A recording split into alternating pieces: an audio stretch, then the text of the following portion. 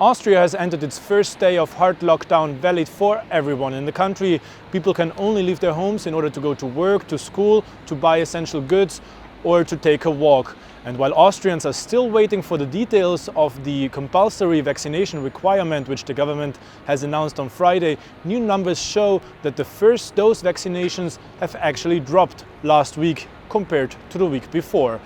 Here in France, the fifth wave of coronavirus infections is underway, unfortunately. French government is rolling out a programme of COVID-19 booster shots with the vaccines. Also, the mask mandate remains in place. You have to wear a face mask when you are inside in public, so in a shop or a bank or on a train, for example. And also, you have to show your health pass whenever you go into a bar, restaurant, cafe, sports centre, cinema or museum.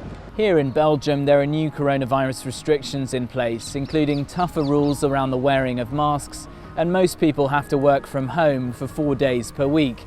Like other countries in Europe, these new restrictions have triggered angry protests on the streets. 35,000 people marched through the centre of Brussels on Sunday, and police had to use water cannon and tear gas on a group of protesters who turned violent. The measures that kicked in on Monday here in Greece allow fully vaccinated or people who have recovered from COVID-19 in the last 6 months to enter indoor venues such as museums, cinemas, theaters, and gyms with a proof of vaccination and logging in onto a government website. For those who refuse to get the jab, their options are limited. They're allowed to dine only outdoors at cafes and restaurants. They're allowed into retail shops, banks, and hair salons only if they have a proof of negative test, PCR, or a rapid